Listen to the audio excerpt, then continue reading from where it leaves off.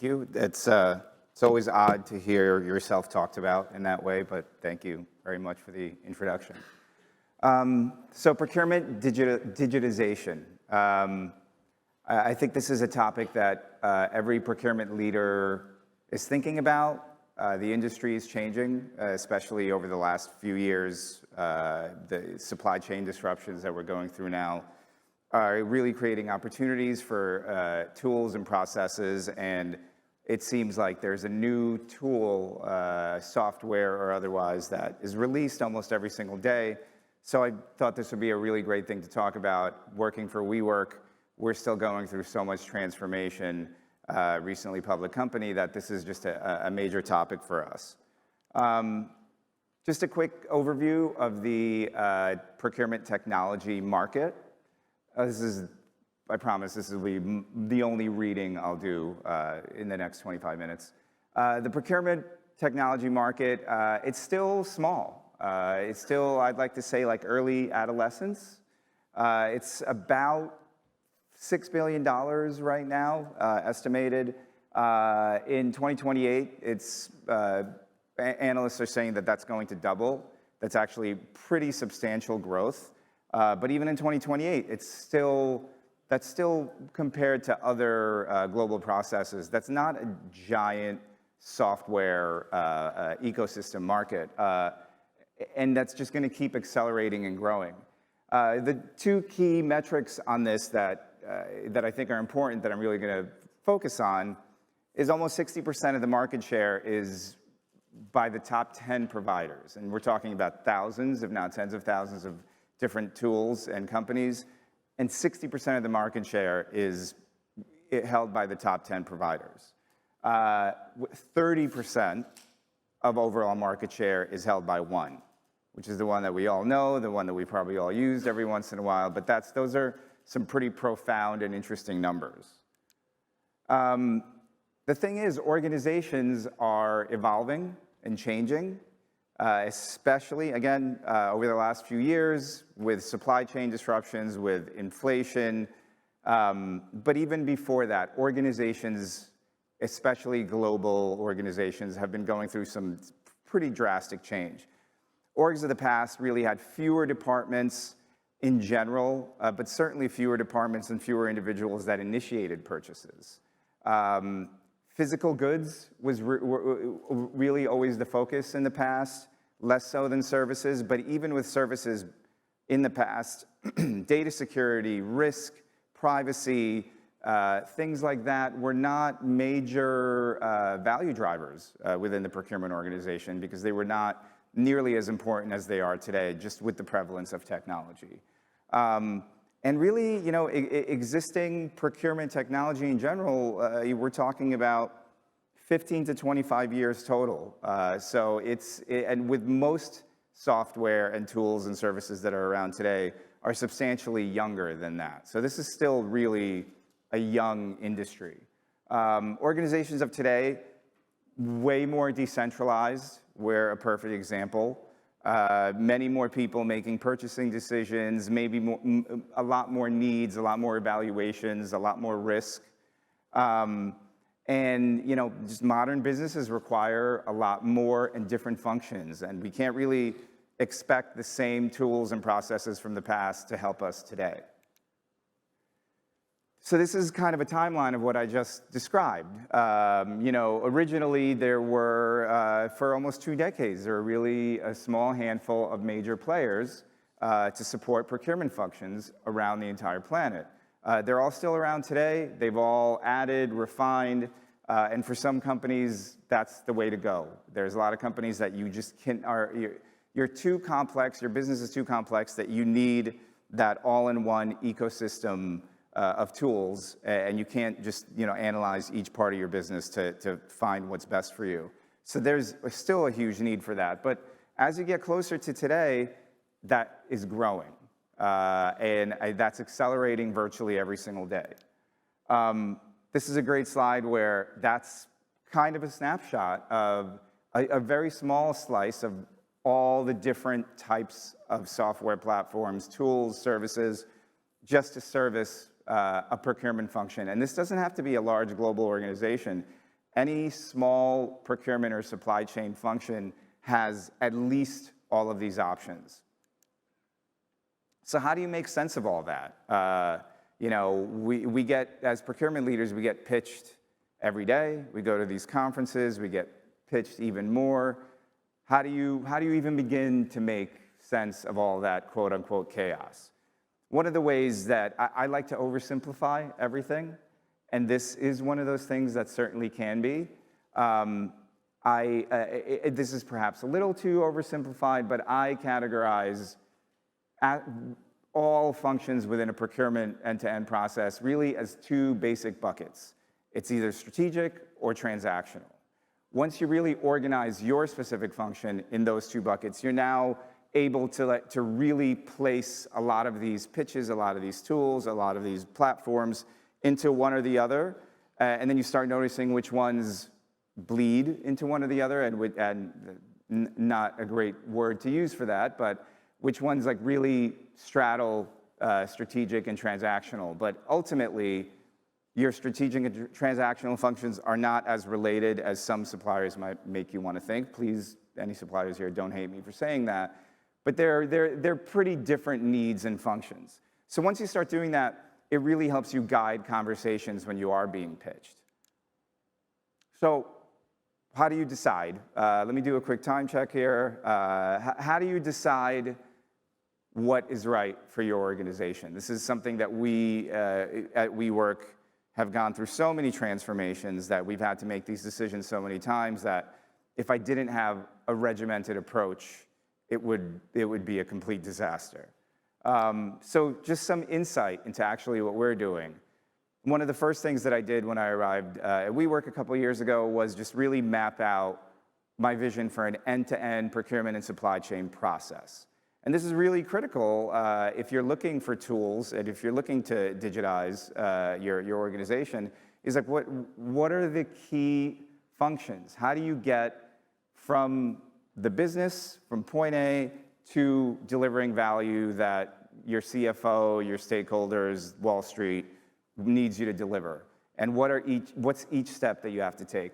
None of this is revolutionary. These are just very traditional procurement steps, but just really outlining that is key to start evaluating tools. So what we see here is that there are tools already in existence. You start bucketing everything that's out there into each one of these functions. And this is extremely important as well because you might decide that there is no value in having a sourcing tool, for example. I haven't run a sourcing event myself in a while, but I've been using email for 20 years, and it works pretty spectacularly if done well. If there is a sourcing tool out there that's going to provide value, that's going to extract more savings, that's going to make my stakeholders happy, I'm absolutely thrilled to look at it.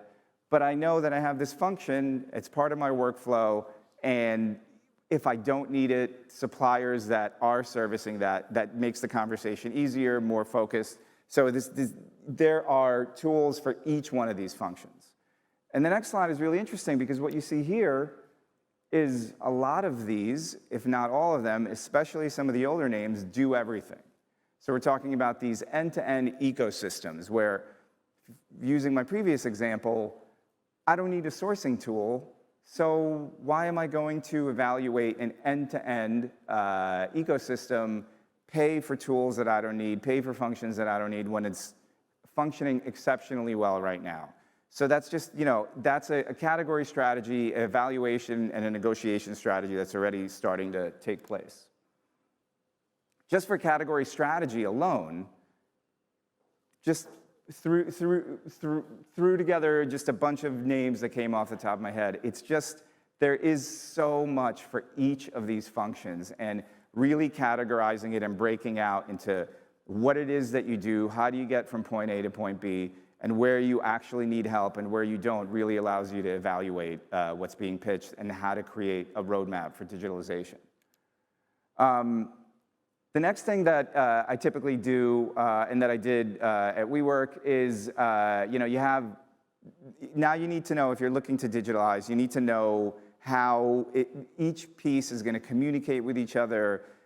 You want to create an elegant user experience for your stakeholders, because as procurement professionals, you know, if it holds up decision-making and if it holds up the business, nobody's going to use this. They're going to find ways to go around. So you really have to understand how each layer within your end-to-end process works with each other. And this I kind of call, there's no name for this analysis, but you have the communication layer, you have the workflow layer, and then you have the financial control layer. Financial control layer, typically your ERP. Not everybody has an ERP. Perfect example of if you're an organization that doesn't really have an ERP, or it's not a very well-functioning one, then perhaps you do need an end-to-end ecosystem that can do some of those services for you. So again, when you map out the communication layers in your process, it allows you to like really guide these conversations with these different tools. Another step, and this one is actually really critical and I think oftentimes missed, I know I have missed it multiple times throughout my career, is just really map out and create every potential use case workflow that you have. I mean, at WeWork, we actually have some pretty easy to understand and rigid workflows for certain types of decision-making, requests, delegation of authority, but we still have probably hundreds, if not thousands, that are not mapped out like this and are pretty unclear. What this does is now, you know, we started at the macro level of your organizational strategy. Now we're kind of specifying it more and being more tactical.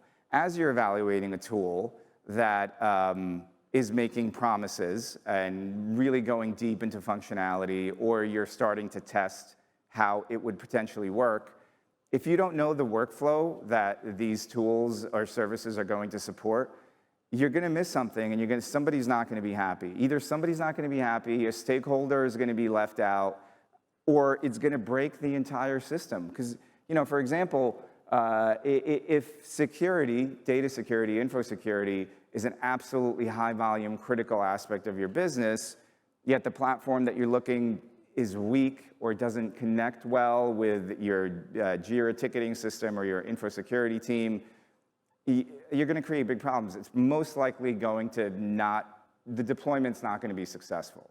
So this is just a really good way to get really granular in analyzing these tools and just like really understanding, here are all the things that this is supposed to support. Here's a day in the life of a user, and if this thing breaks, the system's going to break. So I think this is really critical.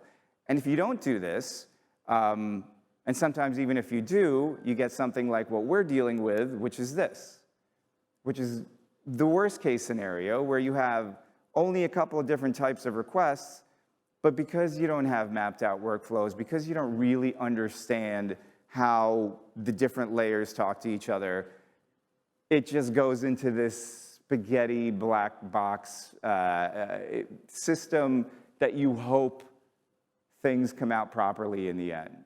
And you can manage this and you could still get results, but I mean, I think it's pretty easy to see how much value you're leaving, how much cost you're leaving on the table just by having this non-mapped out system. And how can you properly evaluate any kind of tool or any kind of digitalization roadmap if that's what your processes look like? So how do you create a roadmap? Meaning, you know, now you have the tools, you have the analysis, you have things mapped up, you have things mapped, you understand what your needs are. Skipped ahead a little too quickly. How do you prioritize? How do you create an implementation plan? How do you look multi-years out into the future? Obviously, you don't want to start digitalizing today and then, you know, realizing that in 5 years, AI is no longer a buzzword, it's an actual thing, it's not going to happen in 5 years. But so how do you plan that roadmap? How do you evaluate? How do you create that? Typically, the evaluation acronym that the industry uses is DMAIC, which what that acronym means is escaping me right now. I don't use it anyway. I do IQACU because it rolls off the tongue so well and it's so easy to share. But it's really, I mean, it's very similar. You're identifying needs, you're quantifying the ROI, assessing additional costs, completing a business case, and updating the roadmap. That's all cliche, so I'm not going to go into detail about any of that, but there are two things here that I just personally, this is just my own anecdotal, personal, from experience, recommendation that I can't stress enough that, again, I've missed so many times in my career, and when I stopped doing this, things changed drastically. Analyze your corporate culture and translate the likelihood of success of your program. Corporate culture is something that's taken for granted when sourcing in general. Forget about road mapping your organization. Just really not having, either not having a firm grasp or not properly analyzing, you know, how do people communicate in your company? What do they want to see? Like, what should the results look like? Do they, you know, we have a very young organization, you know, where probably 80% of our workforce was born with an iPhone in their hand. So they're expecting an elegant, quick, easy to use interface for every decision that they make. So that's a part of the corporate culture that you really have to, it has to be part of your evaluation criteria, because you could have the most industry-leading, value-generating, perfect, mature tool that if your organization isn't comfortable with using it, it's going to fail. So that's definitely a part of evaluation and creating your roadmap that has to be absolutely critical. And this kind of seems simple, but I think it's also easy to miss is, what's the likelihood of success? You know, just because you created an idea of what you need the most help with, and that's going to make your organization look great, it's going to make your company save tens of millions of dollars. What is really the likelihood of success of you extracting all that value, implementing it properly, having a large-scale compliance, large-scale adoption? It's a really large part of evaluating and creating your roadmap, is ranking all of your initiatives with likelihood of success. And obviously, you want to put the ones that you are more certain about towards the front. And it seems very obvious, but it's definitely a scoring criteria that I think a lot of us take for granted. I know I did. And this is, quite frankly, just more details, specific details about my IQACU. That was actually the first time I said that acronym, and it sounded kind of poetic, IQACU. That's actually better than I thought it was saying it out loud.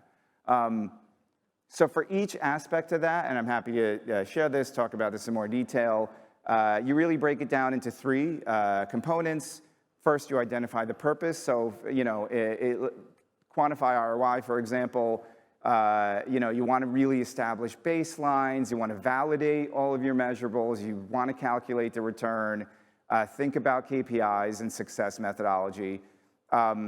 Then you figure out ahead of time, what tools are you going to need to be able to do this? What tools are you going to be able to need to evaluate, to analyze, to present, and to quantify? And then really understand your deliverables for each of these components before you actually start the work. And really, you know, that is so incredibly important, because your deliverables aren't just for you. You have stakeholders, you need buy-in. Just really be certain about what each of these components' deliverables are. So for quantify ROI, you want a baseline cost that is very transparent and accurate, ties into your GL. You want to have that performance evaluation methodology. So if I do implement, how am I really going to know that this is successful, and how do I communicate that? And you really want to start having your cost and return estimates. Still early in the process, but you have to start selling these initiatives early. And if you really are transparent about your costs and what the returns are going to potentially be, this is the time to start it. So I don't have enough time to go deep into each one of these, but there's all three aspects should happen in no particular order for each one. No more acronyms, and that's it. Thank you very much.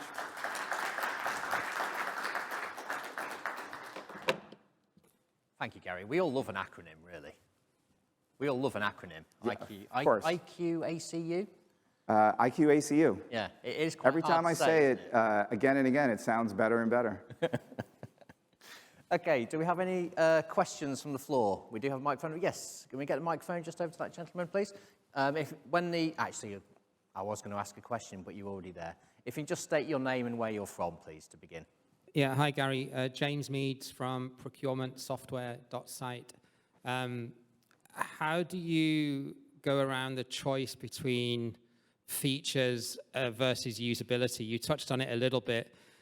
I'm always of the opinion it's better to have 80% compliance with a tool that's not perfect rather than having 30% on something that does everything. So just curious to hear your thoughts on that. I mean, I personally agree. I'd rather have compliance than the most perfect tool that nobody uses. That's actually a big thing of, with corporate culture, success probability, that is meant to drive compliance, quite frankly. And yeah, I mean, absolutely right. I hate to oversimplify what we do, but just slowing things down, meaning the higher the compliance, that means that there's even a small extra step before any purchasing decisions are made. There's value in that. Just taking an extra day, at its simplest to review your decision. So I completely agree. I'd rather have comprehensive compliance than an amazingly incredible tool that nobody uses. Awesome, thank you. Must do a podcast with you. Pleasure.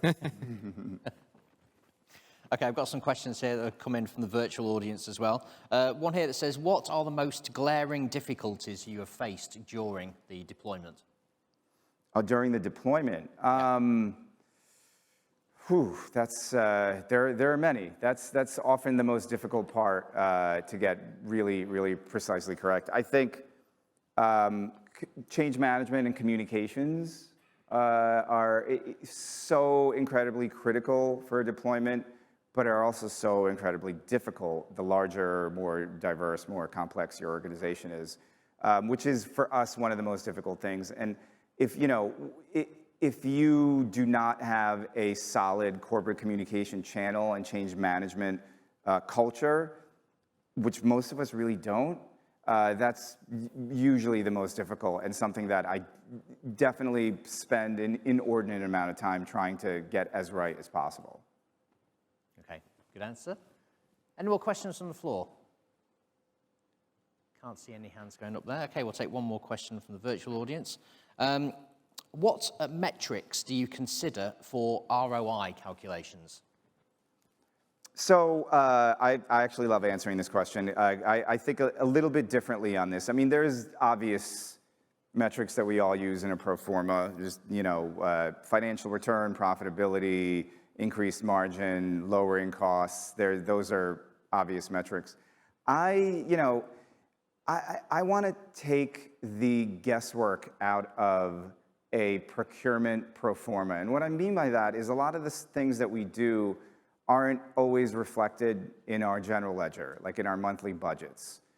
So I really try to find and quantify the metrics that are going to be affected, that either you can go to your finance organization and have them make the change, have them accrue, have them make the forecast, or that just really translates into actual bottom line dollars. Like, for example, if you have a certain level of professional that is getting paid an hourly rate that is taking this long to do A, B, and C, if you're going to cut some of that out, there is a dollar value associated to that. And you can't just roll that up and say, we will save, $1 million because it'll be less work for these people. No, you really break it down like a proper pro forma, and actual real-life human hours are being reduced. Here's the value of those hours. You could now project it in your SG&A. Your finance team can project it, and you could really affect your GL doing it that way.